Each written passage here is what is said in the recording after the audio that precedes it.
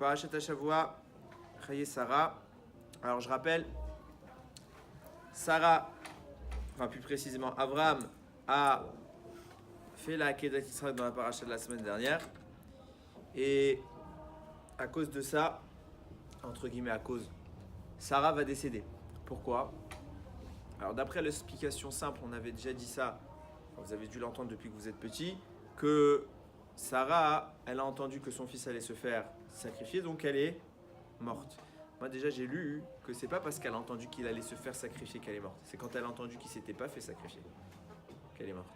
Qu'elle s'est dit, quoi, ça veut dire que mon fils, il était prêt à faire, il avait une énorme mitzvah à faire, il l'a pas faite. Quand elle a entendu ça, elle a dit ça, et mon fils, j'ai loupé son chinour, j'ai loupé son éducation. Alors, dans ces cas-là, elle est nifteret. Bon, ça c'est l'explication simple.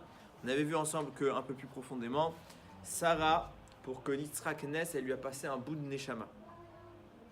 Et donc la neshama de Yitzhak, c'était la neshama de Sarah, pendant 37 ans. Du coup, quand il y a eu la Akedat Yitzhak, Rabbi nous dit que la neshama d'Yitzhak, elle est montée dans le ciel, elle est partie. Yitzhak est réellement mort. Et puisque la neshama de Yitzhak monte, alors puisque c'est la même neshama que Sarah, cette neshama aussi, elles sont parties en même temps.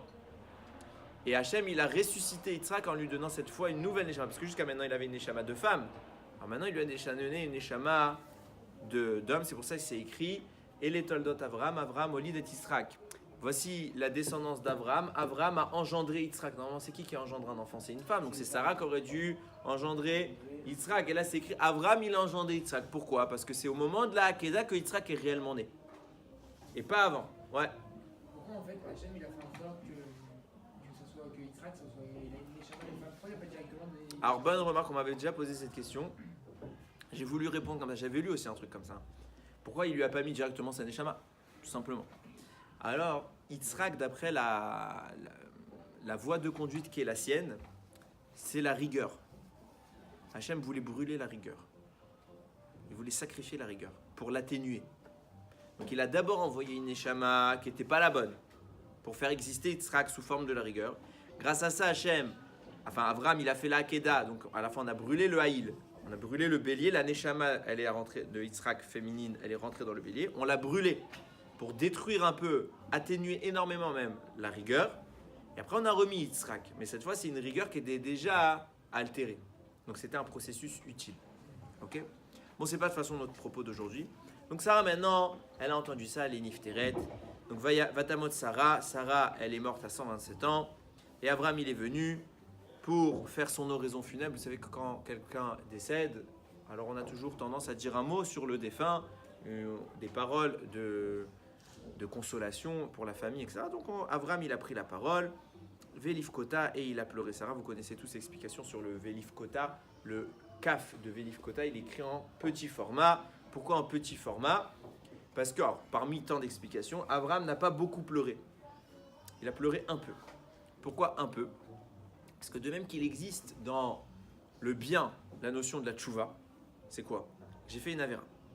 Si je fais tchouva, j'efface ma avéra. Donc le regret efface l'action. Ça existe aussi dans le mal. Si, chas shalom, quelqu'un va faire une mitzvah, que le satan il vient pour le faire regretter, et qui regrette, ça efface la mitzvah. On dit ça tous les soirs. Ve'aser satan milifanenu ou me'acharenu. Retire le satan de devant nous et de derrière nous. Pourquoi devant et derrière ? Devant, c'est avant que j'agisse, qui m'empêche pas de faire des mitzvot et qui me force pas à faire des averot. Mais ça veut dire quoi derrière ? Une fois que j'ai fait la mitzvah, qu'ils viennent pas m'embêter, que je regrette ma mitzvah et que j'ai perdu ma mitzvah que j'ai réussi à faire. Ce serait dommage. Donc Abraham, il a entendu ça, que Sarah elle est nifteret. Alors le Yitzhara, il l'a tenté, t'as vu ? Elle est morte parce que t'as fait la Kedat Yitzhak. Pour montrer qu'Abraham ne regrettait que pleure Sarah, il regrette Sarah, mais il ne regrette pas la raison de sa mort, la Kedat Yitzhak, il a pleuré un peu. Il s'est retenu de pleurer. Bon, il choisit l'endroit. L'endroit, ce sera, vous connaissez tous, Marata Marpella. Marata Marpella, c'est là qu'étaient enterrés Adam et Chava. Ce manque de peau, c'est un homme qui s'appelle Ephron qui possède ce terrain-là. Et donc Abraham veut lui acheter. Il y a une halakha que normalement, avant d'acheter un terrain, c'est les prioritaires, c'est les gens qui habitent à côté. Donc Abraham, il va d'abord voir les gens de la ville. Est-ce que vous voulez ce terrain ? Tout le monde veut dire non, c'est bon, on te le laisse. Après, il va aller voir Ephron, il va dire c'est bon, je veux t'acheter le terrain. Ephron est un pourri. Il va lui dire prends-le. Je sais que tu es le prince de Dieu. Prends-le.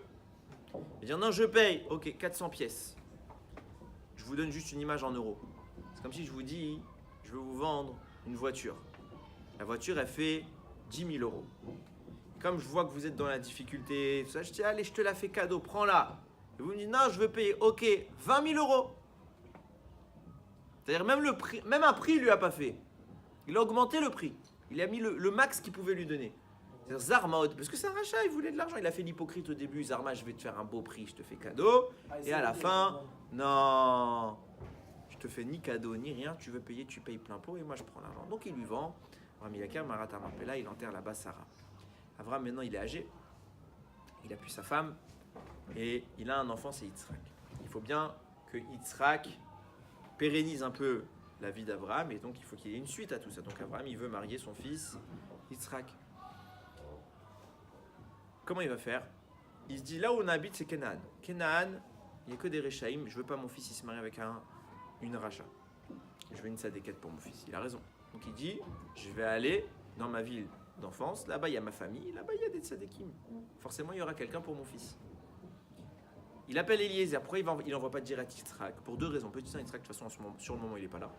D'après le Midrash, il est dans le Gan Eden. Ça, c'est la première chose. Et deuxième chose, Yitzhak n'a pas le droit de sortir d'Eretz Israël puisqu'il a été un sacrifice. Un sacrifice, il ne sort pas des parois de l'enceinte du temple. Du Beth Amikdash. Bon, il n'y a pas de Beth Amikdash, l'équivalent sur le moment c'est juste Eretz Israël. Hachem lui dit tu ne sortiras jamais d'Eretz Israël. À un moment il a voulu descendre dans la paracha de la semaine prochaine si je ne me trompe pas, il va vouloir descendre en Égypte. Hachem lui dit non, tu restes ici, je m'occupe de toi. Mais toi c'est le seul des trois votes qui ne va pas aller en Égypte. Ok, lui Yitzhak il reste en Eretz Israël. Donc il envoie Eliezer. Mais Eliezer il va lui dire écoute je vais me chercher une sadéquette pour mon fils Yitzhak. Et Eliezer c'est un tzadik lui. Et il a une fille. Donc il va lui dire à Abraham écoute quel meilleur honneur pour moi que de pouvoir marier ma fille avec le fils de mon maître. Surtout que le fils de mon maître, c'est le Gadol Hador. Abraham, c'est le Gadol pour l'instant. Okay, il va décéder. Qui va prendre sa place? C'est Yitzhak. Donc c'est le grand homme de la génération. Qui de mieux que... Il va lui proposer sa fille. Rashi, il dit qu'Abraham, il va lui répondre une réponse, Leicester. Il va dire, écoute, je vous rappelle, quand Noach il est sorti de la Teva, il y a son fils Ram qui va lui faire quelque chose de grave. Okay, il va se moquer de lui parce qu'il était nu, etc. Il va maudire Ram. Et précisément, il va lui maudire son petit-fils. Donc c'est Kenan. Il va dire Eved Avadim, vous serez les serviteurs des serviteurs. Par contre, il va bénir Shem, qui lui va bien agir. Nous, on descend de Shem. C'est pour ça qu'on nous appelle les Sémites. Shem, Sem, Shin en hébreu, ça peut se prononcer Sin. Okay, c'est pour ça qu'on nous appelle les Sémites, parce qu'on descend tous de Shem. Eliezer, il descend donc de Kenan. Donc Eliezer est maudit. Depuis toute la descendance de Kenan est maudite. Mais Shem est béni. Abraham, il descend de Shem. Il va dire, nous, on est béni. Toi, tu es maudit. Le maudit ne s'associe pas au béni.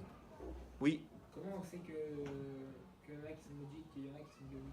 Bah, c'est simple. La Torah nous a dit. Noach a maudit Kenan. Ok, mais nous deux, comment on sait que nous, on descend des... Bah, parce que nous, on a la généalogie. Dans tout Noach, il y a toute la généalogie, toute la paracha. Noach, il a eu tel enfant a eu tel enfant, jusqu'à Abraham. Donc on connaît notre filiale. C'est un arbre généalogique. La Torah, elle a fait tout l'arbre généalogique. Pour pas qu'on puisse commencer à dire d'où on vient pas. On sait d'où on vient. On descend directement, bon, de Noach, c'est évident, mais de Shem. Et Eliezer, lui, descend de Kenan. Donc Abraham, il dit, le maudit ne s'associe pas au béni. C'est dur à entendre, c'est très méchant. Alors pour faire simple, Abraham a fait exprès, parce que grâce à ça, il va libérer Eliezer de sa malédiction. Mais c'est tout un sujet, c'est pas un sujet, vous pouvez le consulter dans mon livre, il est disponible. Donc il y a tout un sujet sur ça. Okay, bon, passons, c'est pas un sujet. Donc Eliezer accepte, il y va, il arrive dans un endroit qu'il ne connaît pas, enfin peut-être qu'il connaissait, mais soyons clairs. Vous arrivez dans une ville, il n'y a plus internet, il n'y a pas internet, il n'y a pas le téléphone, il n'y a rien. Et Abraham, il lui a dit quoi comme information? Trouve-moi la tzadékette qu'il faut. Comment elle s'appelle? Je sais pas. T'as une photo? Non. Elle habite où? Je sais pas. Je vous envoie ici, là, dans notre ville. Je vous dis, cherche. Vous avez un espoir de trouver? Il faut être clair. Non. Zéro espoir. Vous savez pas qui je cherche. Même Abraham, il sait pas qui c'est. Le seul qui sait, c'est Hachem. Alors qu'est-ce qu'il va dire? Eliezer, il va dire, j'ai pris Hachem. J'ai pris Hachem. Il dit, bon, Hachem, je vais te demander un S. C'est l'heure maintenant où les filles, elles sortent puiser l'eau. Ok? Et moi, je vais aller voir les filles, je vais leur demander, est-ce que tu peux me donner un peu à boire de ton eau? Et elle devra me répondre de elle-même, sans que je lui demande, en plus de toi, je vais donner à tout ton troupeau. Parce que c'est beaucoup un troupeau, c'était des chameaux et tout, donc il y avait beaucoup à boire. Ça, personne ne va vouloir le faire de lui-même. Donc moi, je vais lui demander de le faire. Si de elle-même, elle le fait, puisque naturellement, personne ne veut le faire, si elle le fait, c'est que c'est bien le signe que c'est toi qui me l'envoie. Et je sais que c'est elle la fille que tu as choisie. Il finit cette fille-là, qui arrive, Rivka. Rivka se présente, et Eliezer va remarquer tout de suite un miracle. Normalement, les femmes épuisent, donc elles font descendre le seau et elles remontent. Rivka ne fait pas ça. L'eau, elle monte et Rivka, elle se sert. Pourquoi? Parce que c'est fatigant de remonter le seau. Et elle, c'est une sadéka, Hachem, il n'a pas voulu la fatiguer. Alors elle vient, l'eau monte à elle et elle se sert. Il se dit déjà, il y a un S sur cette dame. C'est déjà intriguant. Il va la voir, il lui dit, est-ce que tu veux bien me donner un peu à boire? Elle lui donne à boire. Il finit de boire et il lui dit, toi, je vais te donner, maintenant je vais te donner à tout ton bétail. Et lui, il la regarde comme ça. Il n'en revient pas. À peine il a fini cette fille-là, déjà, le miracle se produit. Il reconnaît que c'est elle, il lui sort tous les présents qu'Abraham lui avait donné de transmettre à Rivka. Et elle l'amène vite chez ses parents. Son papa, il s'appelle Bethuel. Elle a un frère qui est tristement connu, il s'appelle Lavan. Et Lavan, il entend qu'elle a reçu des bijoux et tout de suite, qu'est-ce qu'il va faire? Il court. Il va chercher qui? Eliezer. Il dit, mais pourquoi tu restes dehors, rentre à la maison, etc. Qu'est-ce qu'il fait? Il lui fait des câlins, le prend dans ses bras pour vérifier les poches. Est-ce qu'il n'y a pas encore un peu d'argent, de cadeaux, etc. Il voit qu'il n'y a plus rien, il avait la chasra. Bon, maintenant il est là. Il demande, voilà, Eliezer, il leur raconte, voilà, Abraham, il m'envoie, je suis venu chercher votre fille, voyez les miracles qu'Hachem il a fait pour moi sur le chemin, etc.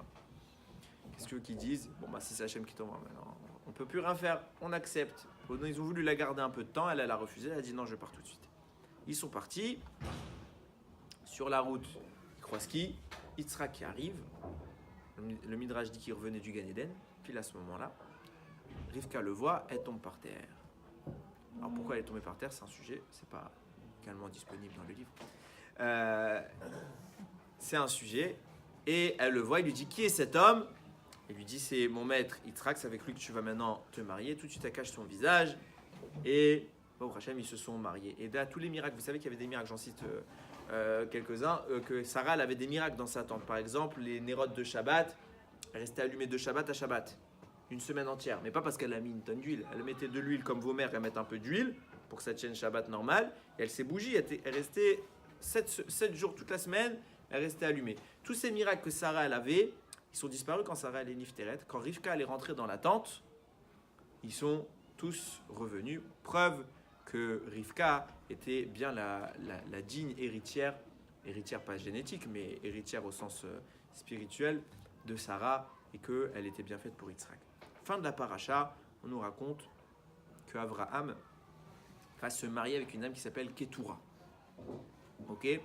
Ketura, Rami nous dit en fait c'était Agar.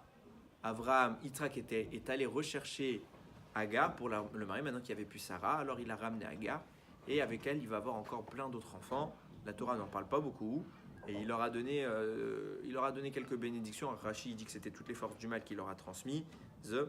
Mais en réalité, il y a toute une raison à ça. Il leur a donné le moyen quand même, malgré leur bassesse, parce qu'ils n'étaient pas très purs comme Yitzhak, de quand même pouvoir se raccrocher un petit peu à la Torah plus tard, au travers des conversions, etc. Ok, ça c'était pour le sujet de la paracha. On va revenir au tout début. Vayush Nechaye Sarah. Voici les années de la vie de Sarah. Mea Shana, 100 ans. Ve'eskrim Shana, 20 ans. Ve Sheva Shanim, 7 ans. Chéné, les années, Chaye Sarah, de la vie de Sarah. Batamot Sarah, Sarah est morte, Bekirat Arba Hebron, donc à Kirat Arba c'est la vie de Hebron, Beretz Kenan, la terre de Kenan. Veyavo Abraham, Abraham est venu, l'ispod les Sarah, faire l'oraison de funèbre de Sarah, Velifkota, et la pleurer. Qu'est-ce qu'il a dit Abraham? Il vient faire une oraison funèbre. La Torah nous dit, en plus elle s'arrête sur ça. Il n'y a pas écrit pour les autres qu'on a fait une oraison funèbre. Enfin, si, dans certains cas, c'est écrit. Mais, c'est pas précisé. Qu'est-ce qu'il a dit de Sarah? Vous imaginez quand même, Sarah Imenu, qu'est-ce qu'on va raconter sur elle? Vous imaginez ou pas? Non. Pourtant, vous savez mot pour mot ce qu'il a dit. Mot pour mot. Ce qu'il a dit Sarah en enterrant Sarah, ce qu'il a dit Abraham en enterrant Sarah, vous connaissez mot pour mot ce qu'il a dit. À peu près tout le monde ici normalement. Pourquoi? Parce que vous le dites tous les vendredis soirs. Eshet Raïl. Tous les vendredis soirs, on rentre à la maison, on fait Shalom Aleichem, et après qu'est-ce que le mari chante à sa femme? Eshet Raïl Mimsa, une femme vertueuse. Mimsa, qui va la trouver? Parce que ta femme, t'es censé avoir de l'appréciation pour elle quand même. T'es censé. Et c'est censé aussi être une femme vertueuse. Donc forcément, un mari qui aime sa femme, il lui dit combien il aime, combien il apprécie toutes les bonnes motivations, les bonnes actions qu'a fait sa femme. Donc il lui chante tous les vendredis. Eshet Raïl Mimsa, où vas-tu trouver une femme vertueuse comme toi? Insinuant, comme toi. Qui a écrit ce texte? Shlomo Ameler, dans Michelet, dernier chapitre, pour à l'enterrement de sa maman. Mais le Midrash nous dit, qui est le premier homme à l'avoir dit? Abraham. Et qui il parlait? Il parlait de Sarah. Quand Sarah elle est partie, Abraham il a dit, une femme vertueuse comme Sarah, où est-ce que vous allez la trouver? Et tout le texte de Eshet Raïl, en réalité, le Midrash il nous dit, c'est les actions de la vie de Sarah. Parce qu'en réalité, allez, regardez toute l'histoire. Donc on sait quoi de Sarah? Bah rien. Elle a fait quoi? Elle a donné naissance à Yitzhak. Alors il y a eu une fois un échange où elle a dit marie-toi avec Agar. Elle passe pour une folle un peu dans la Torah. Réellement, si on est objectif, Shalom, hein, si on n'analyse pas les choses, elle dit quoi la dame? Elle n'a pas d'enfant. Bon, d'accord. Elle n'a pas d'enfant. Elle dit marie-toi avec Agar. Quelques psukim plus tard, elle se marie avec Agar, Abraham. On voit que Sarah, elle devient très stricte avec Agar. Pourquoi? Parce qu'Agar, elle se la pétait un peu. Okay, parce qu'elle a eu un enfant, elle est tombée enceinte, alors elle frimait un peu. Alors Abraham lui a dit, fais ce que tu veux avec elle. Elle est devenue méchante, au point que Agar, elle s'est enfuie. Elle revient à Agar, elle retombe enceinte, parce que le premier enfant, elle l'a perdu. Elle tombe enceinte, et il y a Ishmaël. Bon, très bien. Après, plus tard, Sarah, elle va donner naissance à Yitzhak, elle va dire, bon, maintenant qu'il y a Yitzhak, il dégage Ishmaël. Bon, quand il n'y avait pas Yitzhak, très bien. Mais maintenant qu'il y a Yitzhak, il dégage Ishmaël. Ishmaël, il dégage, et je veux que mon fils Yitzhak, pourquoi? Parce que Yitzhak ne va pas hériter avec un rachat comme Ishmaël. Donc si Chas V'Shalom, on analyse la Torah, ce qu'elle nous raconte sur Sarah, on a l'impression qu'elle est un peu stricte, qu'elle est un peu méchante avec les autres. On n'a pas beaucoup d'autres histoires sur elle. Vous connaissez quoi d'autre? À part qu'il y a eu la Kedah, qu'elle est Nifteret. Donc Abraham va nous raconter dans Eshet Raïl, il va raconter tous les détails de la vie de Sarah. Et le Midrash, il analyse. Il analyse mot par mot. Et en fait, ce que vous lisez tous les Shabbats, c'est la vie de Sarah Imenu. On va voir un peu ensemble. Alors, on ne va pas tout voir parce que c'est long, mais on va réfléchir ensemble. Deuxième point avant que je rentre dans ça, vous savez, le fameux Kaf, Velif Kota. Il a pleuré Sarah, il y a le petit Kaf, je vous ai dit, il n'a pas beaucoup pleuré Sarah. On va essayer ensemble de voir une autre explication de pourquoi le Kaf il est resté petit. C'est écrit dans le Eshet Raïl, Vatakom Beod Laila. Elle se lève pendant qu'il fait encore nuit. D'où on sait ça? C'est écrit dans la Torah. La Torah, les Chachamim, quand ils donnent un midrash, ils amènent une preuve de la Torah. C'est quoi la preuve qu'ils ont trouvée? Vayeshkem Avraham Baboker. Avraham s'est levé tôt le matin. Qu'est-ce que ça veut dire? Qui peut parler de Sarah si ce n'est Avraham? Avraham, quand il vient nous dire quoi? C'est lui qui nous dit, ma femme, elle se lève tôt la nuit. Pourquoi?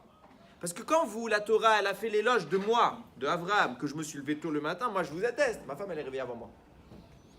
À chaque fois, elle s'était levée bien avant moi. Et c'est intéressant de voir que ce Vayeshkem Avraham Baboker, il est écrit à 3 reprises dans la Torah. Une fois, à la destruction de Sdom, Avraham il a prié pour sauver Sdom, ouais. Il n'a pas réussi. Le lendemain, Sodome est détruite. Il est écrit Vayeshkem Avraham Baboker. Avraham s'est levé tôt le matin. Il est allé où? À l'endroit précis où il avait prié la veille. Pour voir peut-être, il y a eu des rescapés, peut-être il y a eu un S, peut-être qu'Hachem il a changé d'avis, etc. Ben, il n'a pas changé d'avis, mais Abraham il est retourné à l'endroit de la Tfila. Et là la Torah vient nous dire Abraham, sache que quand vous avez entendu moi me lever tôt le matin pour la Tfila, ma femme elle m'a devancé. Deuxième endroit, quand il s'agissait de dégager Ishmaël, Sarah elle est venue, elle lui dit, je ne veux plus d'Ishmaël, maintenant qu'il y a Yitzhak qui dégage. Abraham il est d'accord? Pas d'accord. Hachem lui dit, tu écoutes Sarah. Vayeshkem, Avraham, Baboker. Avraham se lève tôt le matin. Qui est debout avant lui? Sarah, elle est debout avant lui. Alors tu me dis, Sarah, qu'elle se lève avant lui, c'est normal, elle veut qu'il dégage. Mais Abraham, il s'est levé tôt le matin. Qu'est-ce qu'il lui a pris? Il veut maintenant dégager son fils. D'accord, il le fait. Mais il est content de dégager son fils. Troisième fois, il écrit Vayeshkem Avraham Baboker. Tout dans la même paracha, la semaine dernière. Allah Kedat Yitzhak. Hachem, il dit, tu tues ton fils. Hachem, Avraham, il se lève. Vayeshkem Avraham Baboker. Il se levait tôt le matin. Qui le devance? Encore une fois, Sarah. Alors pour la tefila, je comprends que Sarah, elle soit debout, elle fait cette tefila. Mais à ce point-là, elle est zélée dans le fait de dégager Ishmaël. C'est facile pour elle. Non? C'est pas son fils. Mais elle est zélée, elle est debout avant Abraham. Abraham, il vient, et il nous raconte dans Eshet Raïl. Croyez pas, c'est ce qu'ils disent un peu les musulmans sur Sarah. Ils disent, c'était pas une fille bien. Elle a donné Yitzhak, la vraie c'était Agar, et c'était Ishmaël. Regardez ce qu'elle a fait Sarah à Agar. C'était pas une fille bien, elle a voulu la dégager. Abraham, il vient, il dit, je vais vous expliquer maintenant ce que Sarah elle a fait avec Agar. Et il le dit quand? Darshat, Semer ou Pishtim. Vous connaissez la phrase de Eshet Raïl. Darshat, Semer ou Pishtim. Abraham nous dit, elle a fait la recherche du tsemer, de la laine, de Pishtim et du lin. Et là vient le Midrash, il dit, ça veut dire quoi? Elle a fait la recherche de la laine et du lin. Elle a renvoyé Ishmaël pour pas qu'il soit resté avec Yitzhak. Quel rapport? Abraham, il te dit, sache que quand je te dis ça, je t'insinue sous ce qui s'est passé. Le Hetz Yosef, il nous explique. Il y a un interdit dans la Torah qui s'appelle Sha'atnez, comme vous l'avez dit. Sha'atnez, c'est quoi? Est-ce que j'ai le droit de me porter un habit avec du lin? Oui. Est-ce que j'ai le droit de porter un habit avec de la laine? Oui. Les deux ensemble, assour. Pas un habit séparé du lin. Il faut qu'ils soient tissés ensemble. S'ils sont tissés ensemble, assour. Pourquoi? On ne sait pas. La Torah dit chok. De même que le lait, la viande, tout ce que, la vache rouge, ce que tu veux, on n'a pas d'explication. Vient Sarah. Elle dit à Abraham, maintenant, moi je vais te donner le fondement de cet interdit. D'où il est venu, d'où il est apparu. Ça vient depuis la création du monde. Au tôt dans la création, il y a eu Adam et Chava, et il y a eu Caïn et Evel. Ok? Caïn, il a une idée géniale. Il dit, je vais offrir un sacrifice à Akadosh Baruch Hu. Evel, il entend ça, il dit, c'est vrai que c'est une super idée. Je vais faire comme Caïn. Je vais offrir moi aussi un sacrifice à Akadosh Baruch Hu. Quand Evel, il fait un sacrifice, les deux, ils avaient un travail différent. Evel, il travaillait avec le troupeau, le bétail, et Caïn, il était agriculteur, il travaillait la terre. Donc chacun va offrir des choses qui le concernent. Evel, il va prendre du bétail, et Caïn, il va apporter des choses qui viennent de la terre. Evel, il dit, si je fais un sacrifice à Hachem, je dois lui mener la meilleure des choses que j'ai dans mon troupeau, c'est quoi? Les aînés. Donc il va prendre les béchors, et il va les offrir à Kadosh Baruch Hu. Belle attitude ou mauvaise attitude? Très belle attitude. Hachem, il accepte. Evel, il va dire l'inverse. Il va dire, non, moi je fais déjà un cadeau, mais je vais offrir le bas de gamme. C'est quoi le bas de gamme qu'il a offert? Donc c'est le plus bas niveau qu'il pouvait offrir, c'était quoi? Prenez le mot korban. Ok? La plus basse définition du korban, c'est ça qu'il va offrir. C'est quoi la plus basse définition du korban? Le mot korban, ça s'écrit kouf, resh, bet, nun. Ouais? Prenez les lettres. On a déjà vu ensemble que chaque lettre de la Torah, c'est un mot. Donc Aleph, vous entendez Aleph. Ok? Lamed, P. La lettre Aleph, c'est la lettre dévoilée. Lamed et P, c'est les lettres cachées. On fait pareil dans korban, kouf. C'est quoi la première lettre? C'est kouf. Après, ça fait vav, P. Donc la dernière lettre du mot kouf, c'est quoi? P. Resh, c'est quoi la dernière lettre? Shin. Nun. Non, j'ai sauté. Kor, bet. La dernière, c'est tav. Donc ça fait P, Shin, tav. Et nun, la dernière lettre, c'est nun. P, Shin, tav, nun. Pishtan. Lin. Il a offert du quoi? Du lin. La plus basse définition du korban. Ce qui est à l'extrémité du korban, c'est quoi? C'est le pishtan, le lin. C'est ça qu'il a offert Caïn. Maintenant, Evel, il a offert les troupeaux. Le top. Hachem, il accepte Evel. Pourquoi? Parce que c'est un tzaddik. Il refuse Caïn parce qu'il a une mauvaise démarche. Hachem n'a pas voulu mélanger le korban de Caïn, qui est un rachat, qui est un fauteur, avec le korban de Evel, qui est un tzaddik. Or, qu'est-ce qu'il a offert? C'était de la laine, du lin. Mais qu'est-ce qui pousse sur le dos d'un animal? De la laine. De là, Hachem, il a dit, je ne mélange pas le bien que représente Hevel avec le mal que représente Caïn. Le lin et la laine ensemble deviennent interdits. Sarah a dit, si déjà Hachem, il refuse de mélanger le sacrifice d'un tzaddik avec le sacrifice d'un rachat, tu crois que le tzaddik lui-même et le rachat lui-même, il veut les mélanger? Leur sacrifice ensemble, ils sont pas, même pas, ils veulent en entendre parler. Alors eux-mêmes, tu vois, tu veux qu'ils restent ensemble. Or, Yitzhak, mon fils, c'est un tzaddik. Ton fils Ishmaël, il fait Avodazara. C'est un rachat. Si déjà le mélange de leurs sacrifices, on n'a pas le droit de les mélanger, eux deux, Kalvachomer, à plus forte raison qu'on les mélange pas. C'est pour ça qu'Avram, il nous raconte tout ça quand il dit Darshat Semer ou Fishtim. Elle a fait la dracha, elle a analysé l'explication du lin et de la laine. Et elle a compris de là. Et elle m'a démontré à moi, Avraham, qu'il fallait que je rejette Ishmaël. Et c'est pour ça que Vayeshkem Avraham Baboker. Tôt le matin, il a accepté. Attends, tu voulais renvoyer ton fils, tu disais non il y a 2 secondes, et tôt le matin, tu le renvoies. Oui, parce qu'il y a quelqu'un qui m'a devancé. Vatakom Beodlaïla, elle s'est levée tôt la nuit. Pourquoi tôt la nuit? Parce qu'elle était avant moi dans l'histoire. Elle a compris pourquoi il fallait que je le renvoie. Et quand moi je me suis levé, qui était devant moi, elle avait raison. Elle était en train de faire une mitzvah. Elle était en train de faire quoi? Repousser le mal. Et maintenant qu'elle a sauvé le mal chez Yitzhak, elle veut quoi? Elle veut qu'il fasse les mitzvot. 3e fois au Vayeshkem Avraham Baboker, c'est pour faire quoi? La Akedat Yitzhak. 3e fois Avraham il se lève tôt le matin pour Akedat Yitzhak. Qui est debout avant Avraham? Sarah. Parce que Sarah elle a une démarche. Fila. Dans quel objectif? Repousser le mal et faire le bien. Ve'aser à Satan milefanenu machenu. On prie Hachem, enlève le mal de devant et de derrière nous. On n'est plus de Yetzerara. Et maintenant, sourd Mera va s'étoffer. Fais-le. Éloigne-toi du mal. Maintenant, tu peux faire le bien. Et Sarah, dans sa vie, elle va fomenter toute sa vie dans cette conception-là. Et regardez jusqu'où ça va. Je vous ai dit, Vatakom Beola, elle se lève pendant qu'il fait nuit. Il nous dit le Khatam Sofer, tellement qu'elle se lève pendant qu'il fait nuit qu'elle dormait presque pas. C'est écrit sur le Harizal qu'il dormait 2 heures par jour. Ça veut dire quoi 2 heures par jour? Il dormait 30 minutes, il étudiait 5h30. Puis il dormait 30 minutes, il étudiait 5h30. Puis 30 minutes, 5h30, 30 minutes, 5h30. Il n'arrêtait pas. Il dormait donc 30 minutes 4 fois dans la journée. Ça fait 2 heures. Sarah, elle est encore plus grande. Elle dormait presque pas. Normalement, un être humain, sa vie, elle est rythmée par le cycle du sommeil et de l'éveil. Donc en clair, on n'a qu'une demi-vie. On est actif, bien qu'on ait une vie totale. On a le temps de vie, mais on est effectivement conscient que la moitié de notre vie. Sarah, elle était à 100%. Parce que quand je dors, je fais rien. Je suis au lit, on n'a pas dit précisément pile la moitié, hein, mais a priori, moite à peu près. Ok, c'est l'idée. Sarah, elle a une vie entière que nous, on n'a pas. Elle a eu la vie de jour et la vie de nuit.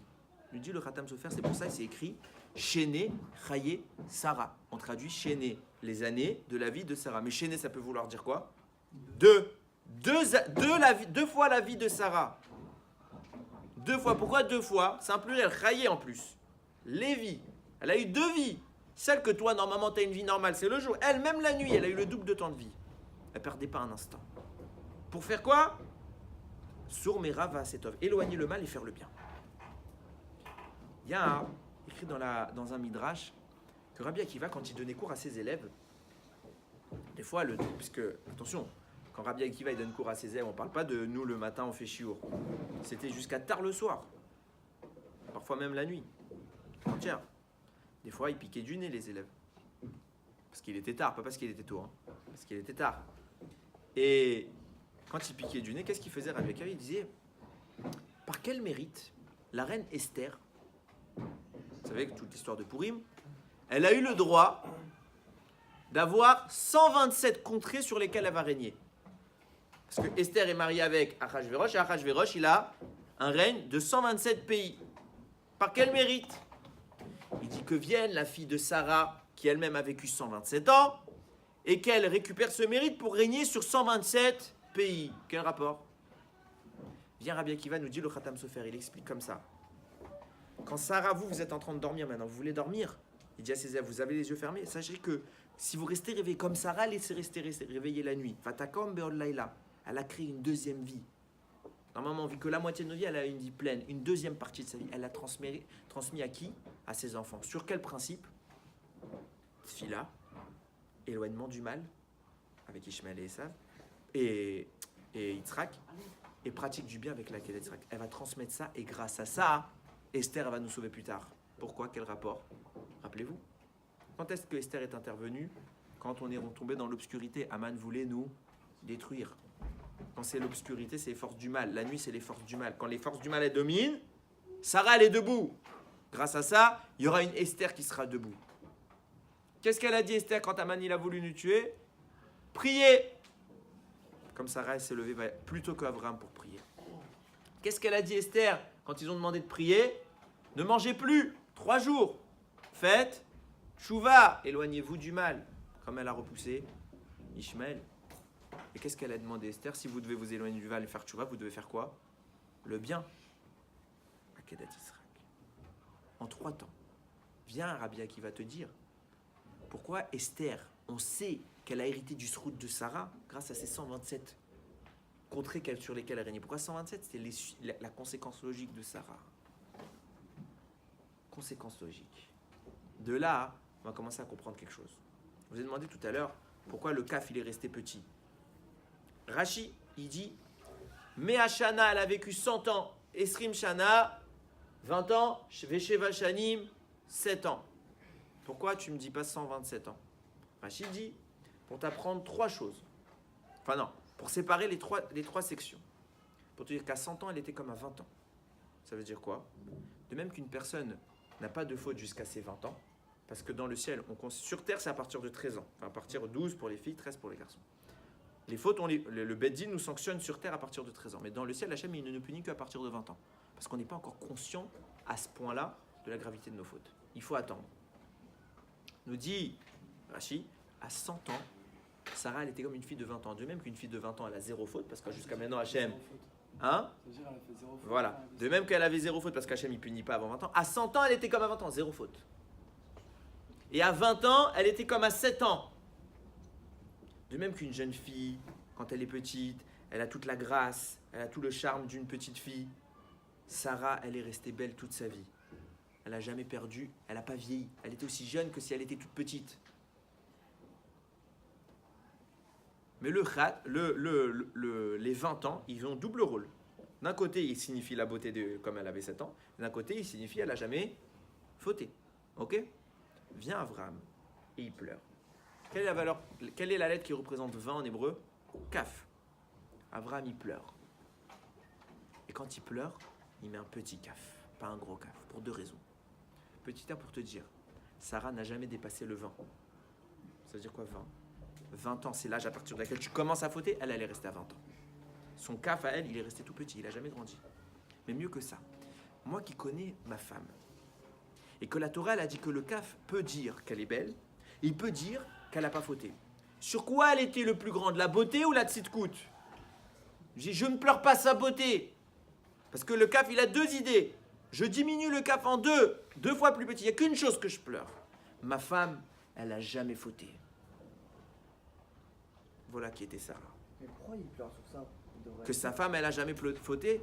Il pleure parce que maintenant, elle n'est plus là, cette femme-là. C'est quoi qui lui manque? C'est sa beauté ou sa grandeur? Il dit sa beauté, je m'en balance. Ce qui me manque, c'est cette femme-là qui était une sadéquette et qui me devançait. À chaque fois, moi, la Torah, elle me faisait Vaeshkem Avram Baboker. Avram, on lui racontait, tout le monde nous disait 3 fois, il se levait tôt pour faire les mitzvot.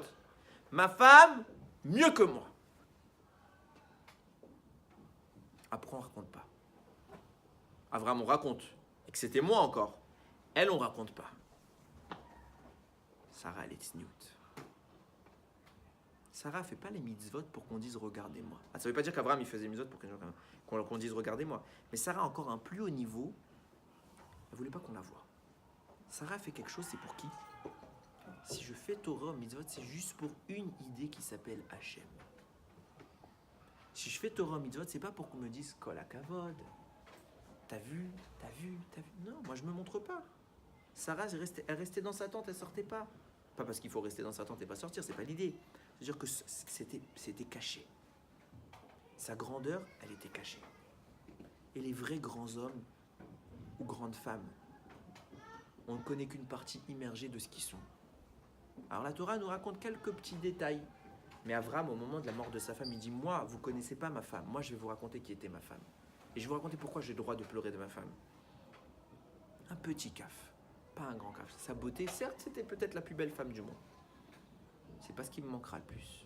Ce qui va me manquer le plus, c'est une femme qui est grande, qui est sainte, Et surtout, qu'ils ne le montrent pas. Des fois, on voit des gens, Mamash, c'est vrai. Des fois, on voit des gens, ils sont à côté de nous. On se dit, ceux-là, c'est des grands. Parce qu'ils ont l'air d'agir. On en parlait hier. Que dans tout le niveau, il peut y avoir des charlatans. Ils ont l'air de faire plein de choses. Et en fait, en réalité, malheureusement, ça peut être des pourritures. Des fois, il y a des rabbinim, moi-même. Tout le monde. On fait des beaux discours. Qui nous dit que dans la vie privée, on est aussi bien que ce qu'on montre? On voit des choses. Ah, t'as vu ce qu'il a dit, c'est beau. Mais il faut les appliquer. Et il y a des fois à l'inverse. Au prochain, la majorité des rabbinim appliquent ce qu'ils disent, hein, phrase de shalom. Mais des fois à l'inverse. On voit des gens, ils payent pas de mine. C'est qui celui-là? C'est un clochard. Ce petit clochard-là, il est plus grand que tous les rabbinim, peut-être. Qu'est-ce que t'en sais? Qui te dit qu'il étudie pas la Torah tous les soirs? Qui te dit qu'il fait pas Gmilut Rasadim? Qui fait pas cette fila et il parle Hachem à un niveau que personne n'a envie ne peut imaginer? On a le droit de nous-mêmes apprécier les gens. C'est ça que vient nous apprendre le Hesped de Abraham. Abraham, il parle de Sarah, il dit personne connaît ma femme. Le seul qui connaît sa femme, c'est son mari. Moi, je la connais, ma femme. Et quand tu regardes la Torah, je vous ai dit, regarde ce qu'ils disent les autres. Peut-être qu'elle était folle. Elle avait l'air méchante. Elle est méchante, cette dame. Abraham, il dit, je vais vous expliquer qui elle était, parce qu'elle ne se montre pas. Il n'y a pas lieu de se montrer. Il n'y a pas lieu d'exhiber dès qu'on fait quelque chose de bien. On fait quelque chose de bien, c'est parce que ça doit être fait. Point final. Je n'ai pas besoin de plus. Hachem, il a vu. M'explique. Faites pas la Torah pour les autres. Parce qu'il y a le paraître, il y a la manière qu'on est en réalité devant les gens, mais ça, c'est pas nous. Quand on fait la Torah, on doit la faire parce qu'on a compris qui est Akadosh Baruch Hu. Et que pour lui, tout vaut la peine. C'est tout. Point final. Il n'y a pas besoin de venir et de s'exhiber. Regardez, j'ai fait ci, j'ai fait ça dans ma vie. J'ai fait tel Hidushim. Regardez comment je suis le meilleur en Gemara, je suis le meilleur en Mishnah. Des fois, il y a des gens, ils voient leur Rav passer dans la tfila. Ça me fait rire. Ils sont en train de glander en vrai. Hein. Et dès que le Rav y passe, ils font... Zarma, le mec, il est en train d'un coup, c'est pour moi que tu pries. Pour le Rav, tu pries. Pour Hachem, qu'on prie. Pas besoin de se montrer. Pas besoin. La discrétion, c'est le plus grand niveau qu'on puisse atteindre. Parce que ça prouve bien. On ne cherche pas une notoriété. On ne cherche pas à être admis du public, du Kala Israël. Non. Ce qu'on cherche, c'est Hachem. Mon cher Rabbeinu, Hachem, il lui a dit, tu vas être le grand. C'est toi qui vas diriger tout le monde. Viens libérer le Kala Israël. C'est le héros. Il dit quoi? Non. Non. Moi, être un héros, moi, j'ai pas besoin d'être un héros. Moi, ce que je veux, c'est toi. Point final. Hachem, il lui impose. Il y a des gens qui doivent être menés devant les projecteurs. Moshe, c'était sa mission, donc lui, pourquoi on veut faire ça? Et nous, on est jaloux, on dit, ouais, Moshe, il a ouvert la mer, nous, on n'ouvrira jamais la mer, même si je suis un grand sadique, je n'ouvrirai jamais la mer. Bon, t'as pas demandé ça. T'as demandé d'aimer Hachem comme Moshe, il a aimé Hachem. Ça, tu peux? À toi de voir. Baruch Adonai Leolam. Amen ve Amen.